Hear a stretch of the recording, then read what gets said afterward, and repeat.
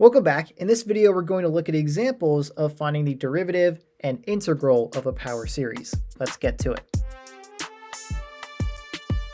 All right, so here's our first example. We want to find the radius and interval of convergence for f of x, f prime of x, and the integral of f of x dx. Okay, and we are given f of x. F of x is equal to the sum from n equals 1 to infinity of x divided by 3 raised to the power of n.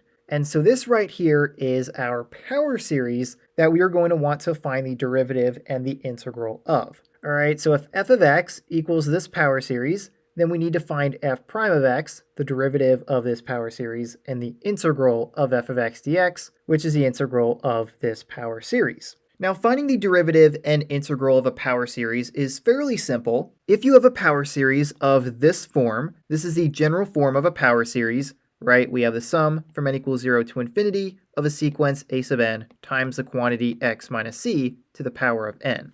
What you can do if you have a power series in this form is find the derivative and integral by using the power rule for derivatives and the power rule for integration. Right, so for the derivative, what we will do is multiply the exponent down for the quantity that involves x and then subtract 1 from that exponent. Right, so we'll multiply n down. So we have n times a sub n times the quantity x minus c to the power of n minus 1. We subtract 1 from that exponent. And after you do that, after you multiply down n and subtract 1 from the exponent, you have the derivative of your power series. You will leave everything else alone. Everything else in the power series, meaning a sub n, whatever is not part of the quantity where you have x minus c to the power of n, that is going to remain unchanged. The only part that is affected by taking the derivative with respect to x of the power series is the quantity involving x minus c. All right, now to find the integral of a power series, we will do a similar process, except instead of using the power rule for derivatives, we will use the power rule for integration. So instead of subtracting 1 from the exponent, we are going to add 1 to the exponent, so x minus c to the power of n will become x minus c to the power of n plus 1.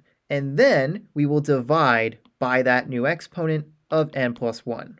Okay, and then everything else will remain the same, just like when we take a derivative of a power series. A sub n is not going to be changed in any way. The only part of the power series that is affected by the integration process is the quantity where you have x minus c. The exponent of that quantity increases by 1, and then of course you need to divide everything in your power series by that new exponent of n plus 1. Okay, nothing else needs to change.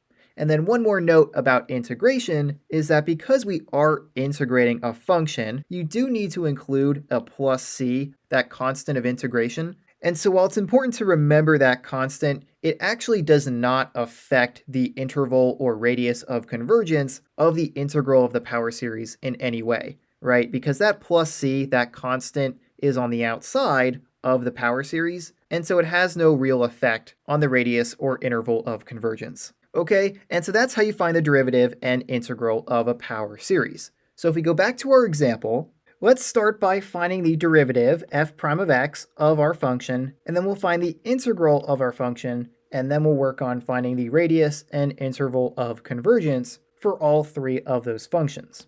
All right, and now before we find f prime of x, I want to rewrite this power series a little bit. We can rewrite it to have both the numerator and denominator to the power of n. That's going to make it a little bit easier for us to see how to take the derivative and how to take the integral. So what I'm going to do is rewrite this to be x to the power of n divided by 3 to the power of n.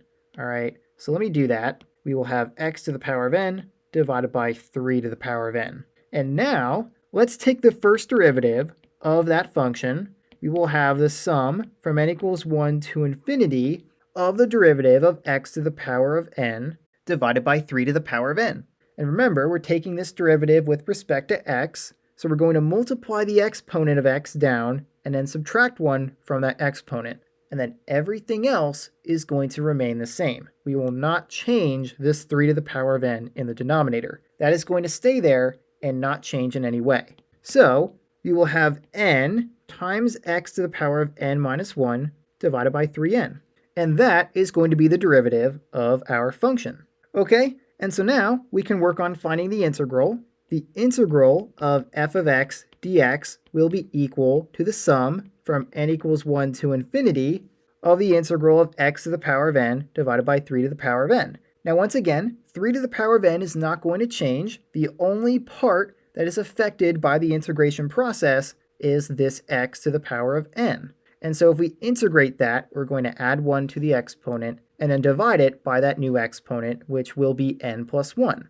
So the integral will be x to the power of n plus 1 divided by 3 to the power of n times n plus 1. All right, because we're dividing by that new exponent, 3 to the power of n will be multiplied by n plus 1 because that needs to be in the denominator of this series. All right, and then one more thing, don't forget that when you are integrating a function, you need to add that constant of plus c. So in your own work, make sure to include c plus that integral because that would be part of the integral of the original power series. However, I'm going to leave that out because as I explained earlier, this constant of integration is not going to have any effect on the radius and interval of convergence for this power series. All right, so do remember to include the plus c, or if you want to write c plus before this series for your integral, but I'm going to ignore it for now so that we can focus on the radius and interval of convergence, which are not affected by that constant. Okay, and so now we have successfully found the derivative and the integral of our original function. And so now what we want to do is determine the radius and interval of convergence for each of these three functions. Now, something that's important to know about a power series and its derivative and its integral is that all three of those functions, or all three of those power series, are going to have the same radius of convergence. And they're also going to have a very similar interval of convergence. The only difference is going to be whether the endpoints for that interval are included or not included. The derivative or the integral could gain or lose an endpoint for that interval of convergence. And so what's going to happen here is we're only going to need to find the radius of convergence one time. We're going to find it for the original power series, and then we're going to use that information to find the interval of convergence for all three of them. All right, so what we want to do here is use the ratio test for our original power series, find our radius of convergence, and then our interval of convergence as well.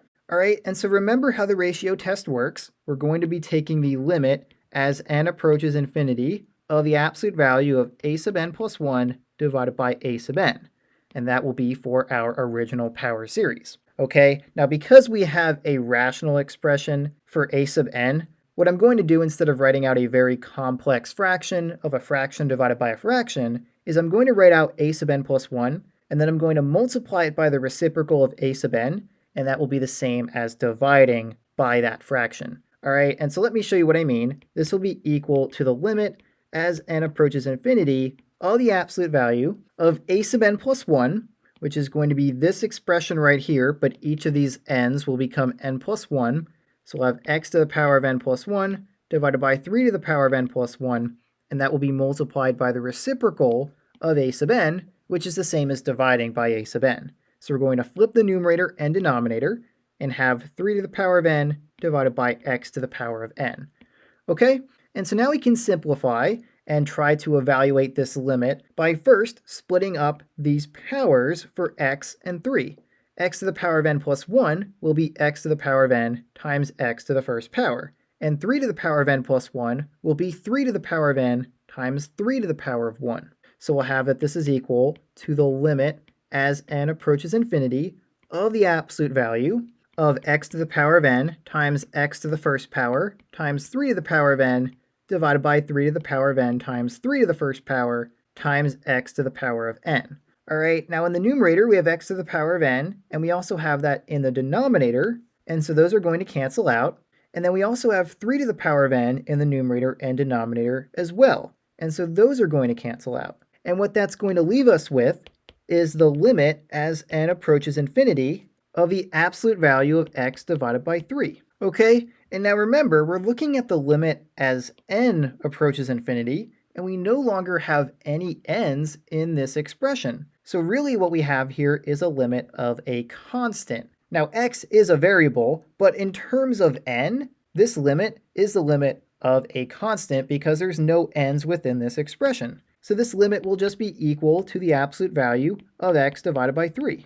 All right, and we could rewrite that to be 1/3 times the absolute value of x because 1/3 is always going to be positive, so we don't need the absolute value bars around that. And now, this is the value of this limit, but from the ratio test, we know that when the value of this limit is less than 1, that is when our series converges. And so to find the interval of convergence, we need to set this result to be less than 1. All right, now if we multiply both sides by 3, we'll have that the absolute value of x is less than 3. And now from this statement, we can determine the radius of convergence for all 3 power series, or all 3 functions. All right, whenever you have the absolute value of x, or the absolute value of x minus c, in this case c would be 0, since that is less than 3, we know that the radius of convergence is 3. Okay, so from that statement right there, we know that the radius is equal to 3, and that will be the radius for the original power series, the derivative of the power series, and the integral of the power series. Okay, and then for the interval of convergence, remember that the absolute value of x less than 3 would be the same as saying this, that x is less than 3, but greater than negative 3. All right, that's what the absolute value of x less than 3 is implying. The values of x for which our series is convergent lies between negative 3 and 3. And that is going to be the case for all 3 of these functions, or all 3 of these power series. What's going to differ between the 3 series, or between the 3 functions, is whether or not these endpoints are included within that interval of convergence. And so now if I clean up my work, we know that the radius of convergence is 3 for all 3 of those series, or all 3 of those functions, but our interval of convergence will be some form of negative 3 to 3, right? We're going to have to test these endpoints for all 3 of the series to see whether their interval of convergence should either include or not include negative 3 and 3. Okay, and so let's start with our original series. Let's start by checking the endpoints for f of x. So when x equals negative 3, our series will look like this. We will have the sum from n equals 1 to infinity of negative 3 to the power of n divided by 3 to the power of n, right? We just replaced x with negative 3. And now we could rewrite this to be the sum from n equals 1 to infinity of negative 3 divided by 3 to the power of n, because both the numerator and denominator are raised to that power of n. So we could just take that whole fraction to that power, and negative 3 divided by 3 is equal to negative 1. So if we rewrite that, we'll have the sum from n equals 1 to infinity of negative 1 to the power of n. And this right here is a divergent series, right? We just have the sum from n equals 1 to infinity of negative 1 to the power of n, which will alternate between being negative 1 and positive 1. The terms of this series are going to be 1, negative 1, 1, negative 1, 1, and so the sum will never converge to one specific value, which means that this series diverges. All right, and so because our power series diverges when x equals negative 3, we will not include that in our interval of convergence. We will leave that bracket open, and we will not change it to a closed bracket. All right, we're not going to include negative 3 in the interval of convergence. Okay, but what about positive 3? What about when x equals positive 3? Well, when x equals 3, our series will look like this. We'll have the sum from n equals 1 to infinity of 3 to the power of n divided by 3 to the power of n, right? We just replaced x with 3, and so we have 3 to the power of n divided by itself, which is actually equal to 1, and so we have the sum from n equals 1 to infinity of 1, and this series is just a series where every single term is positive 1. So we have 1 plus 1 plus 1 plus 1 forever, and so the sum of that series will not converge to a specific value either. In fact, you could check this one with the divergence test by taking the limit as n approaches infinity of the sequence from your series, which in this case is 1, and the limit as n approaches infinity of 1 will just be 1, because the limit of a constant is just that constant, and 1 is not equal to 0, and so from the divergence test, we know that this series diverges. And so, our power series also diverges when x equals positive 3 and so we also will not include positive 3 for our interval of convergence. This interval right here, -3 to 3, not including the endpoints, is the interval of convergence for this power series. Neither of the endpoints are going to be included. Okay, so that's it for the original series, but now we need to check the derivative, and then we will check the integral. So let's start by checking x equals -3. Our series for the derivative will look like this. We'll have the sum from n equals 1 to infinity of n times -3 to the power of n minus 1 divided by 3 to the power of n, right? We just replaced x with -3. Okay, and so if we simplify, we can split up this power. We'd have -3 to the power of n times -3 to the power of -1. So I'm just going to rewrite that here. We'll have -3 to the power of -1. All right, and then notice that we have -3 to the power of n and 3 to the power of n. And so we can combine that to be one fraction to the power of n. So this will be equal to the sum from n equals 1 to infinity of n times -3 to the power of -1 times -3 divided by 3 to the power of n. Okay, so we just separated -3 to the power of n and 3 to the power of n to be their own fraction, but they're still multiplied by the rest of the parts of our series. And by the way, -3 to the power of -1 is the same as -1/3. If we move this -3 to the denominator, this exponent would become positive. And so if we rewrite that, this would be equal to the sum from n equals 1 to infinity of n divided by -3. And then this part, -3 divided by 3 is -1. So we're multiplying by -1 to the power of n.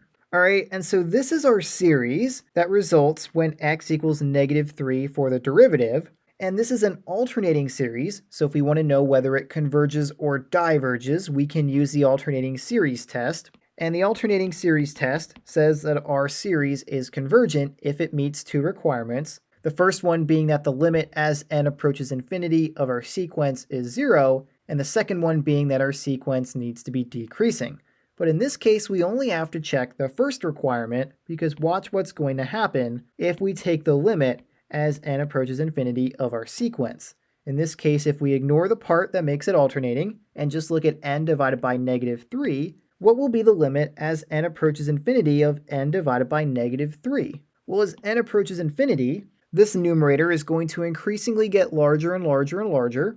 And so we have infinity divided by -3, and infinity divided by a negative fixed value is just going to make infinity negative infinity. And so what we find here is that this limit is not equal to 0, which means that from the alternating series test, or more specifically, we are kind of using the divergence test here. But either way, from the divergence test or the alternating series test, we can conclude that this series diverges. All right, and so since it diverges, the interval of convergence for our derivative will not include -3. So we're going to leave that open bracket open. We're not going to close it because we're not including that value. Our series does not converge when x equals -3. Okay, so we checked -3, but now let's check +3 for our derivative.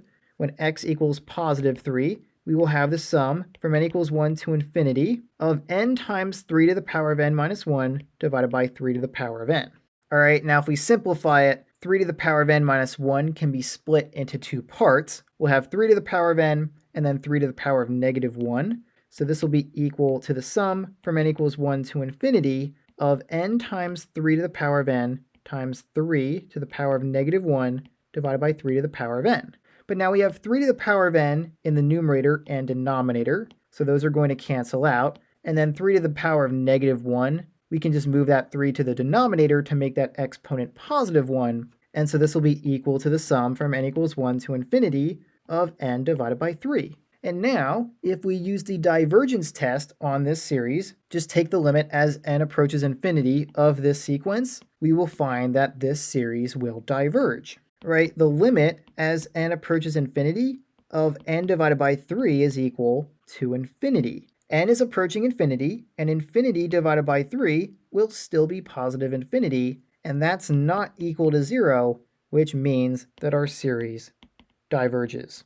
All right, that's from the divergence test. If the limit of your sequence from your series does not equal 0, then it diverges. Okay, and so since the derivative diverges when x equals positive 3, that bracket will also remain open, and this is the complete interval of convergence for the derivative. All right, it actually has the same interval of convergence as the original series, but we still had to check to make sure that that was true. There is a possibility that it could be different. All right, now you are going to see with our integral that it will be slightly different. And so let's work on that next. Let's check the endpoints for our integral series. Let's start by checking x equals negative 3. When x equals negative 3, we'll have the sum from n equals 1 to infinity of negative 3 to the power of n plus 1 divided by 3 to the power of n times n plus 1. Okay, and then we can simplify this numerator by breaking up this exponent. We'll have negative 3 to the power of n times negative 3 to the power of 1, or negative 3 to the first power. So I'm just going to rewrite that immediately. We'll have negative 3 to the power of n times negative 3 to the first power. And then notice that we have negative 3 to the power of n divided by 3 to the power of n. And so we can combine them to be one fraction to the power of n. So this will be equal to the sum from n equals 1 to infinity of negative 3 divided by 3 to the power of n times negative 3 divided by n plus 1. All right, we just combined those two parts to be their own fraction, and that's multiplied by everything else in that series. All right, now negative 3 divided by 3 is negative 1, so what we really have here is negative 1 to the power of n times negative 3 divided by n plus 1. And so we have an alternating series here that we can test the convergence of by using the alternating series test. And so from the alternating series test, we can check our two requirements to see if the series converges. The first one is the limit as n approaches infinity of the sequence from our series, and that's going to exclude the part that makes it alternating. So we're just going to look at negative 3 divided by n plus 1. So the limit as n approaches infinity of negative 3 divided by n plus 1 needs to be equal to 0. In this case, it will be, because we have a fixed value divided by n plus 1, where n is approaching infinity. So this denominator is increasing. It is approaching infinity, and a fixed value divided by infinity will always be 0. So the first requirement is met, and the second one is that our sequence needs to be decreasing. In other words, a sub n plus 1 needs to be less than or equal to a sub n. The next term of the sequence needs to be less than or equal to the previous term. All right, and so if we look at that over here, a sub n plus 1 will be negative 3 divided by n plus 2, right? We have negative 3 divided by n plus 1, which is n plus 2, and then a sub n is just going to be negative 3 divided by n plus 1. So if we compare those two fractions, which one is less than or equal to the other? Well, the numerators are the same, so the denominator is the only difference here, and this denominator is always 1 bigger than this denominator. Right, we have n plus 2 compared to n plus 1. And so, since this fraction will always have a bigger denominator, it will always have a smaller value. So, a sub n plus 1 is less than or equal to a sub n, and so our second requirement is met, which means that from the alternating series test, we can conclude that our series converges. And so because this series converges, we can say that this integral, this function, will be defined for x equals negative 3.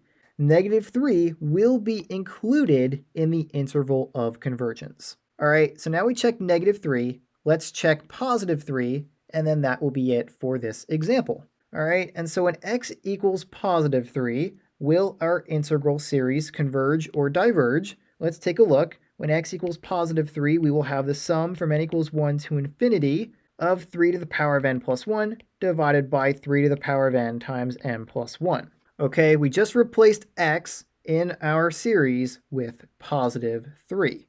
Now we can split up this numerator once again. 3 to the power of n plus 1 is the same as 3 to the power of n times 3 to the first power. So we'll have 3 to the power of n times 3 to the first power. And now we have 3 to the power of n in the numerator and denominator.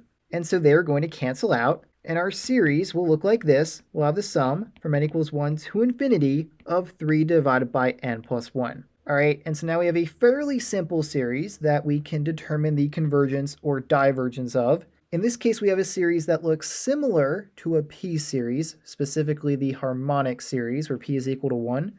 So I'm going to use a comparison test here. Let's compare this using the limit comparison test. That's what I'm going to choose to use here.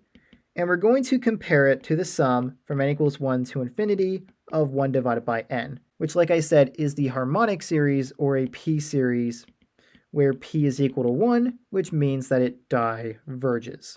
All right, and so if we can show that the limit of this sequence divided by the sequence from our comparison series is equal to a finite value, then this series will share the same divergence as this comparison series. So we're going to look at the limit as n approaches infinity of 3 divided by n plus 1 divided by 1 divided by n, but that would be the same as multiplying by the reciprocal, which is just n divided by 1. So we'll multiply by n divided by 1, and this will be equal to the limit as n approaches infinity of 3n divided by n plus 1. All right, now for this limit as n approaches infinity, we have a rational expression where the numerator and denominator are both algebraic. And so what that means is that we can look at the highest power of n in the numerator and denominator, and that will help us determine what that limit is equal to. In this case, we have 3 times n to the first power in the numerator and n to the first power in the denominator. So since those highest powers of n are equal,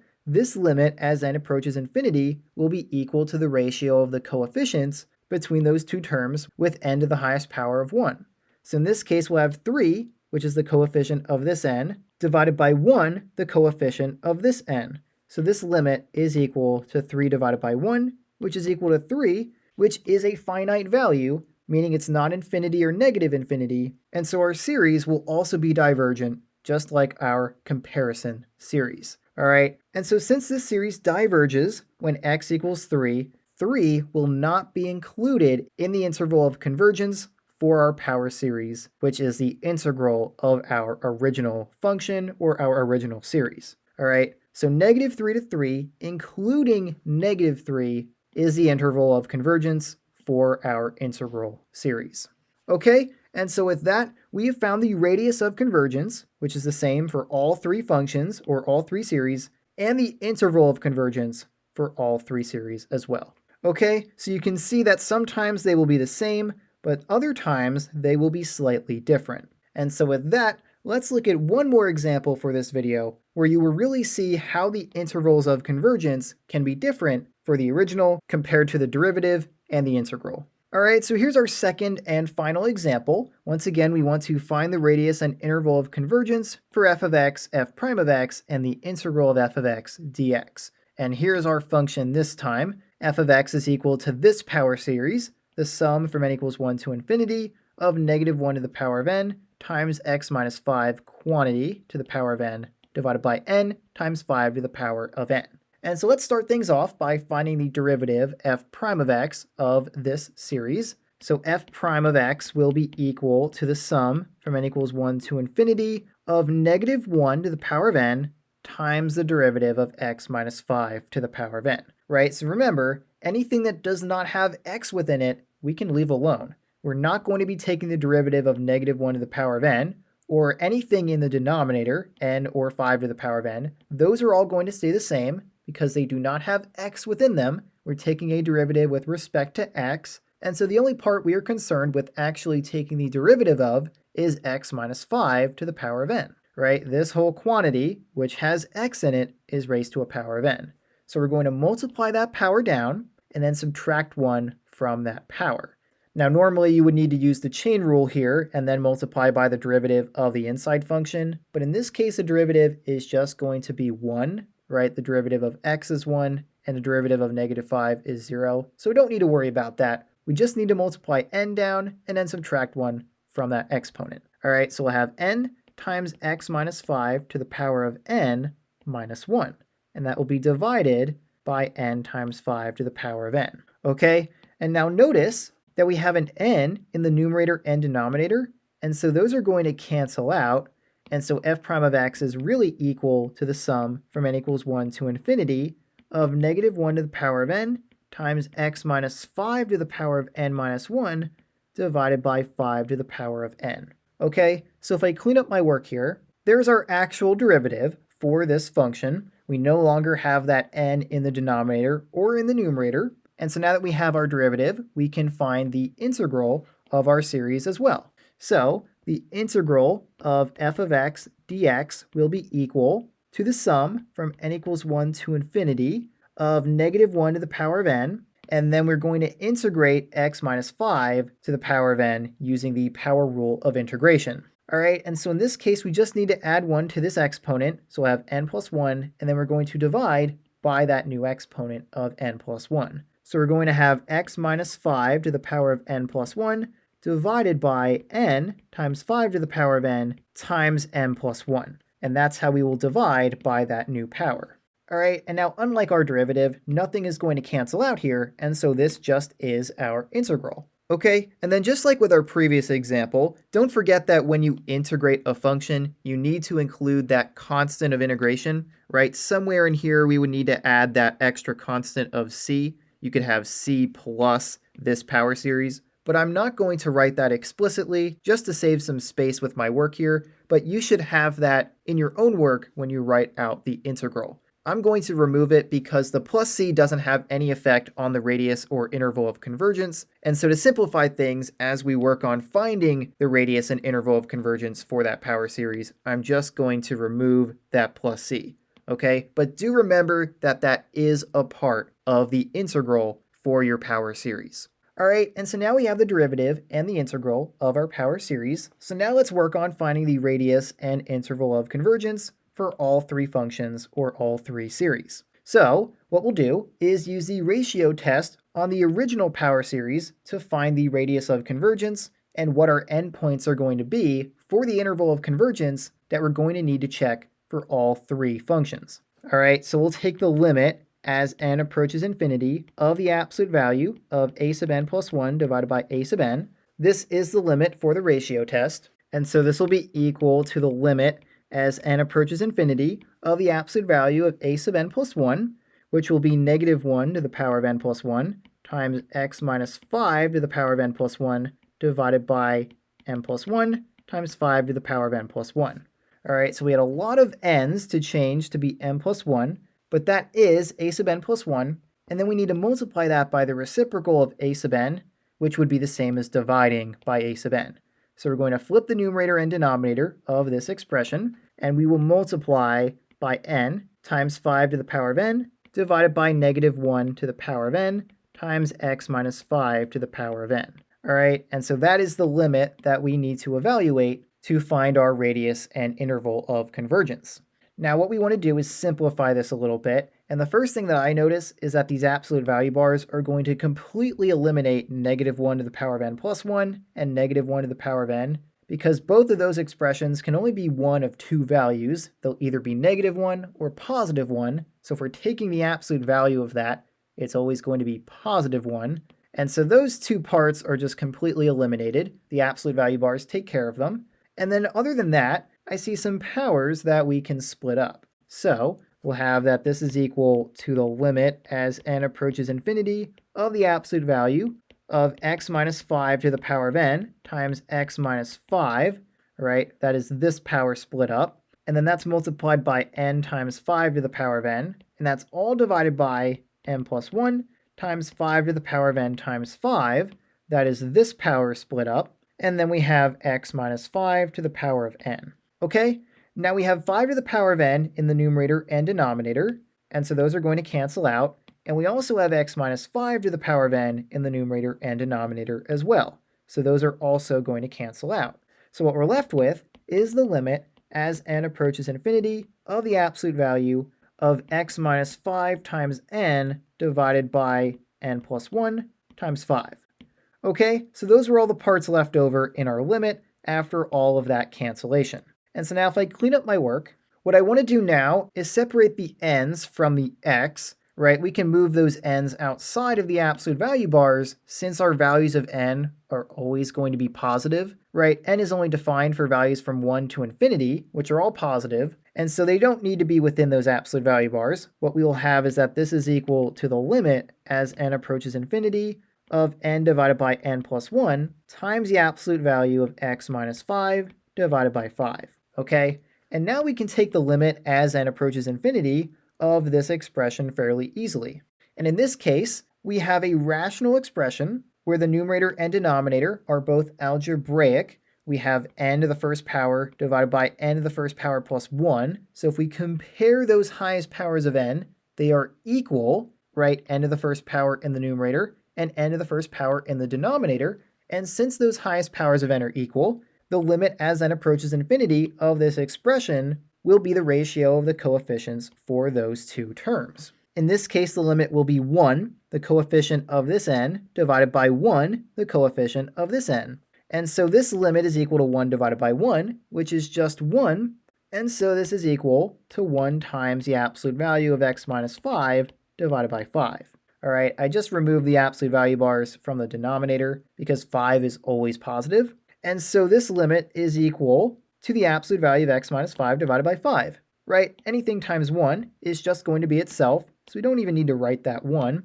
This is what our limit is equal to, okay? And now remember, for the ratio test, the value of our limit needs to be less than 1 in order for the series to converge. And so we need to set this to be less than 1 and then solve for x. Now if we multiply both sides by 5, that will give us that the absolute value of x minus 5 is less than 5.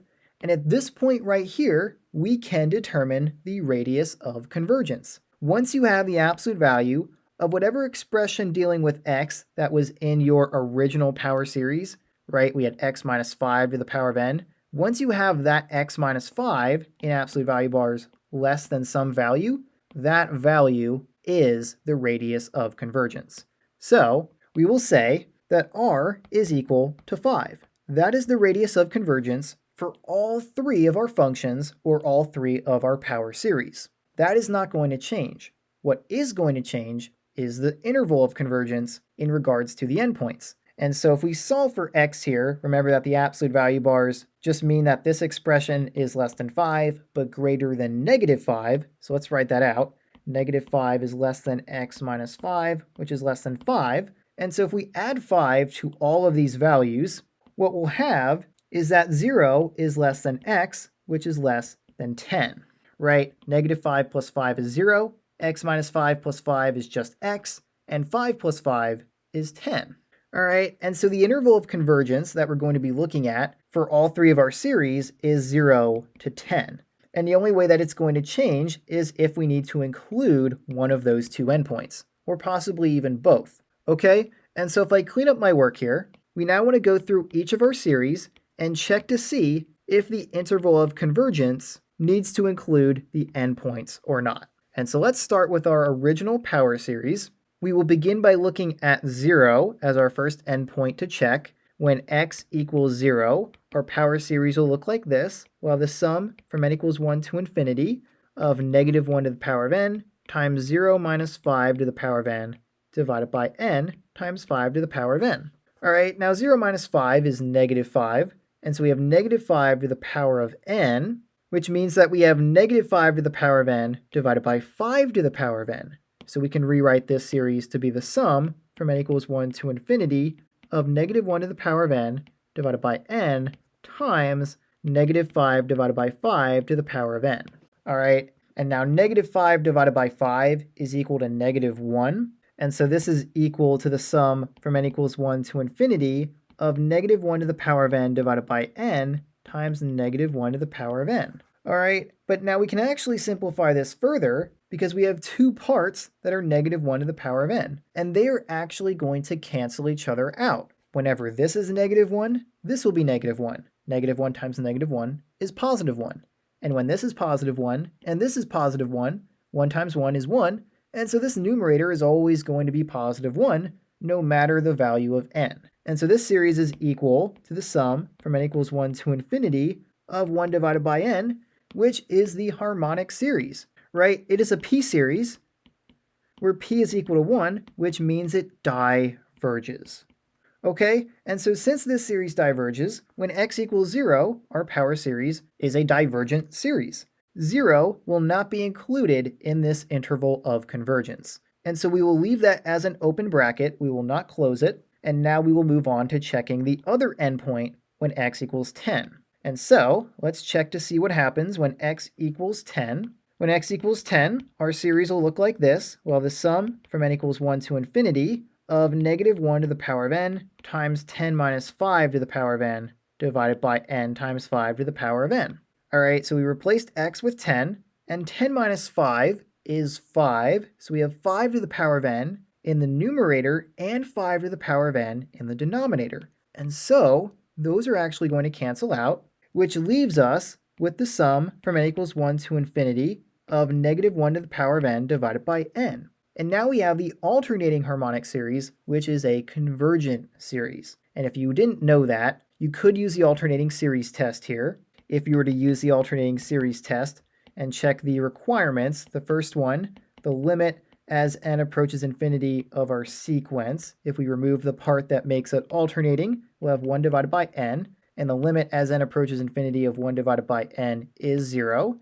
So that first requirement is met. This limit of our sequence needed to be 0.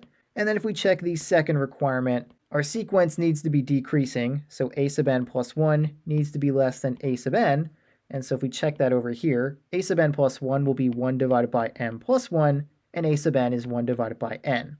And 1 divided by n plus 1 is always less than or equal to 1 divided by n, because this denominator is always 1 bigger than this denominator, and when your denominator is bigger for a fraction, that fraction is always smaller. So a sub n plus 1 is less than or equal to a sub n, and so that second requirement is met, which means that this alternating series is a convergent alternating series. And so since it converges, we can conclude that x equals 10 should be included in the interval of convergence for our original power series. So we will change this open bracket to be a closed bracket, and now we have the interval of convergence for our original power series, f of x. Okay, and now we can move on to determining the interval of convergence for the derivative f prime of x. We're now going to do that whole process over again and check each of these endpoints for this series, which is different than the original. All right, so let's work on our endpoints again. We will start by checking x equals 0 for our derivative series. So we'll have the sum from n equals 1 to infinity of negative 1 to the power of n times 0 minus 5 to the power of n minus 1 divided by 5 to the power of n. Okay, we just replaced this x with 0. And so 0 minus 5 is negative 5. So we have negative 5 to the power of n minus 1. So this is equal to the sum from n equals 1 to infinity of negative 1 to the power of n times negative 5 to the power of n minus 1. But we can split up that exponent. So we'll have negative 5 to the power of n times negative 5 to the power of negative 1. All right, so we can split up that power, and then in the denominator, we have 5 to the power of n. All right, and now we have negative 5 to the power of n and 5 to the power of n that we can combine to be their own fraction to the power of n. And then we can move negative 5 to the negative first power to the denominator to make that power positive. So we're just going to have negative 5 in the denominator. And so this is equal to the sum from n equals 1 to infinity of negative 1 to the power of n divided by negative 5 times negative 5 divided by 5 to the power of n. Okay, so we just combine negative 5 to the power of n and 5 to the power of n to be this right here, negative 5 divided by 5 to the power of n, and then we have negative 1 to the power of n divided by negative 5. Okay, now negative 5 divided by 5 is negative 1, so this will just become negative 1 to the power of n, and negative 1 to the power of n times negative 1 to the power of n is just positive 1, as I explained for one of our previous series. All right, and so this series is equal to the sum from n equals 1 to infinity of positive 1 divided by negative 5. And whenever you have a series of just a constant, that series is going to diverge, right? Because if we use the divergence test, we'll take the limit as n approaches infinity of this sequence.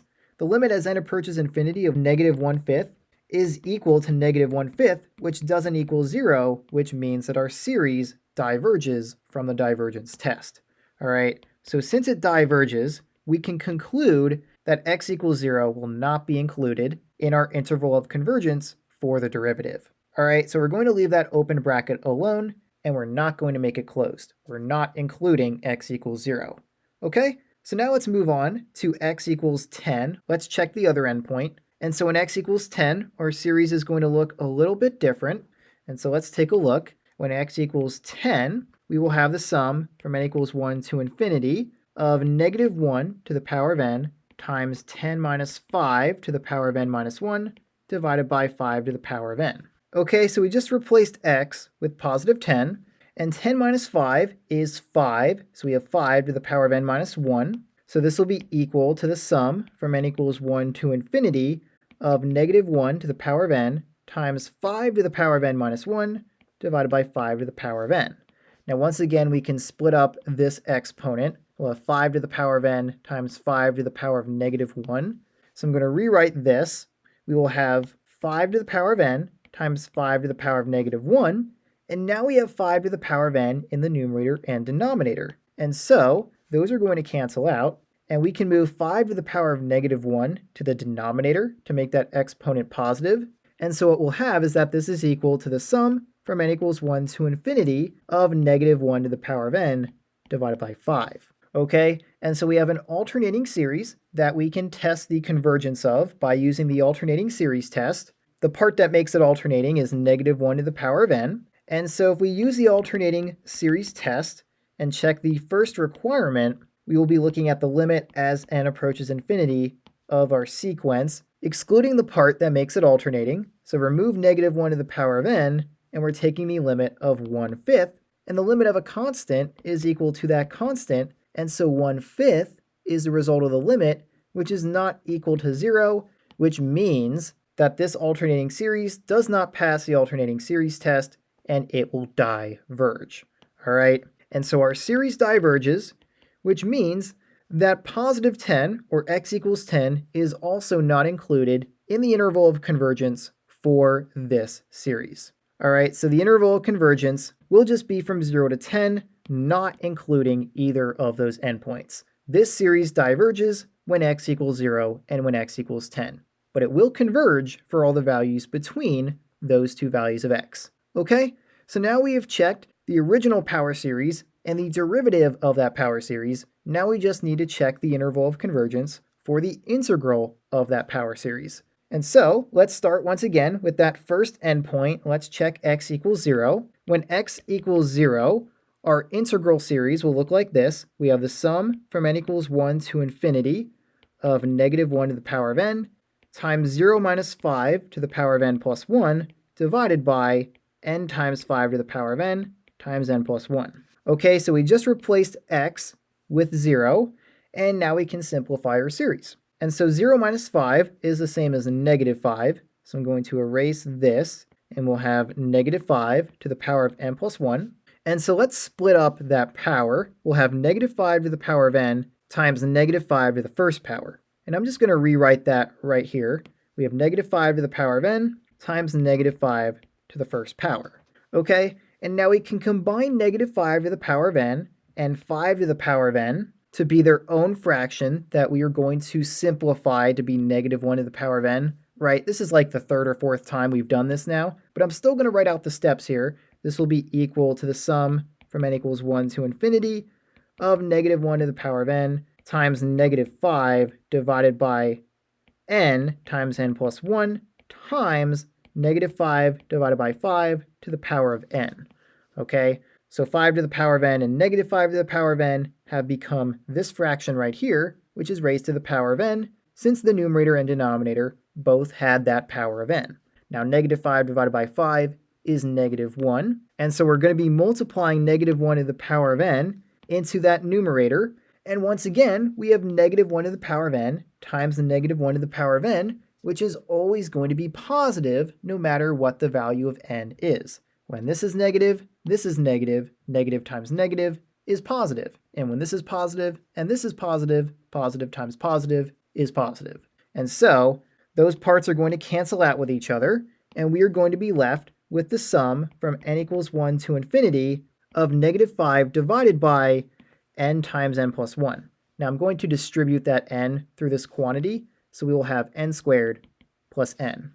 Okay, and now we have a series that we can determine the convergence of, and this one's going to be a little bit trickier than some of the others. if we were to use the divergence test for this series, the limit would be equal to 0, right? If you were to take the limit as n approaches infinity of this sequence, the denominator would become infinity, and so you'd have -5 divided by infinity, which would be 0. And so we can't use a divergence test, it's inconclusive.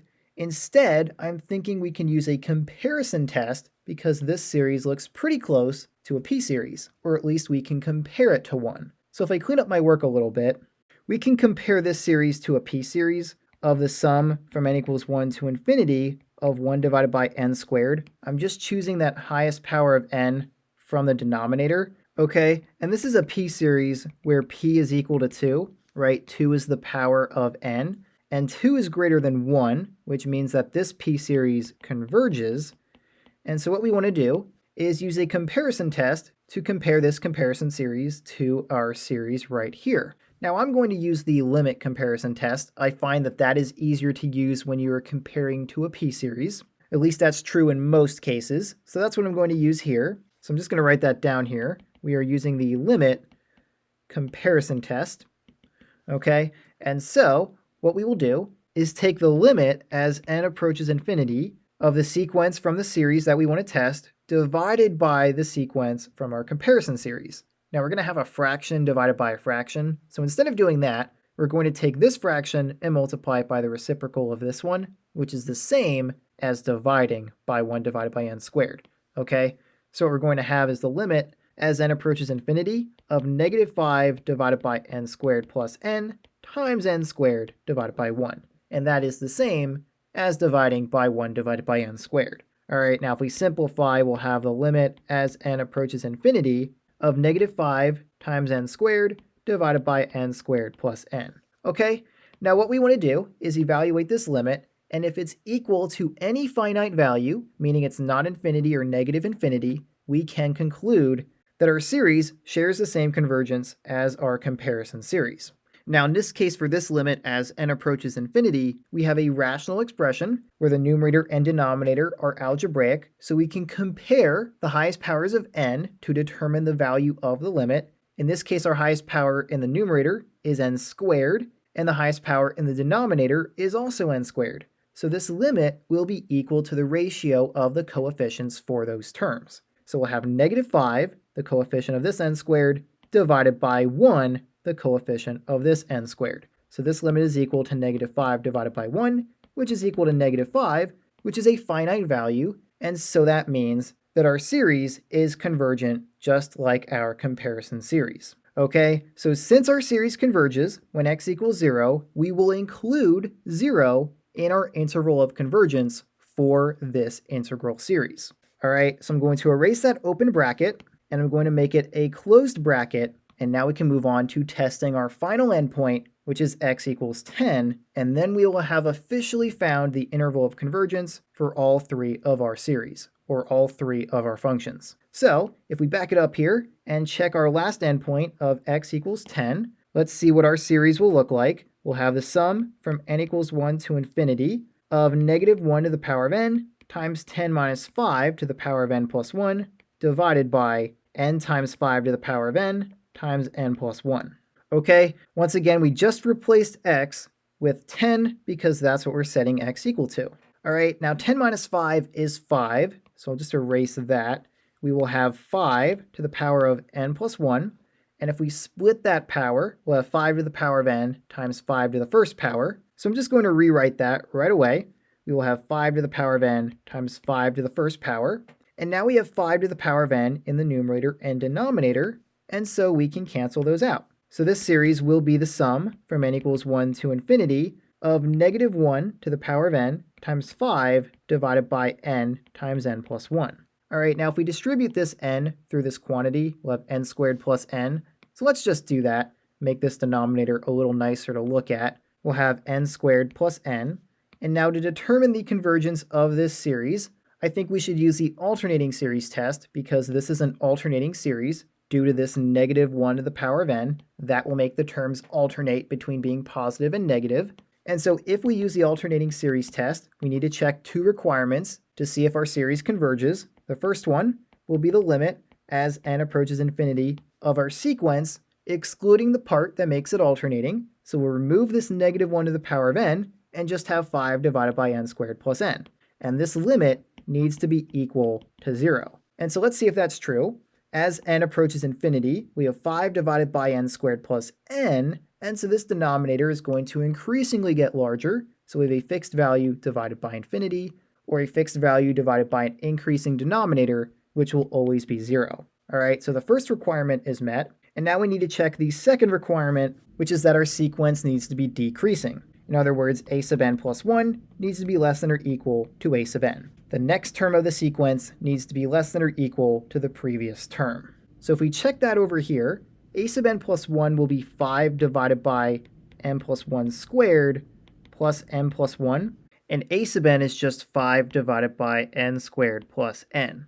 And so if we compare these two fractions, the numerators are the same, so the denominators are going to decide which one is smaller.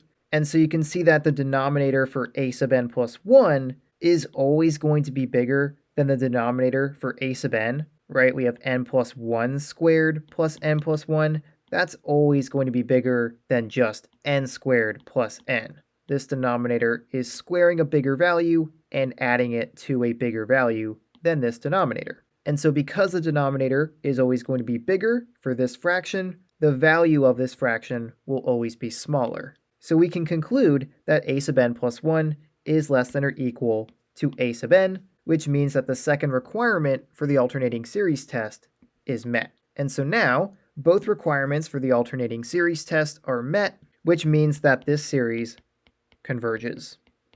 Okay, so since this series converges, the power series, that is the integral of the original series, converges when x equals 10, and so 10 needs to be included in the interval of convergence. Okay, so I'll erase the open bracket and make it a closed bracket, and now we have our last interval of convergence for this problem. We have now found f prime of x and the integral of f of x, and we found their respective intervals of convergence, as well as the radius of convergence, which is the same for the original series, the derivative, and the integral. Okay? And so with that, this was the last example for this video. So if you have any questions, feel free to leave those in the comments. But if you don't have any questions, this is all I had for now. So I will see you next time.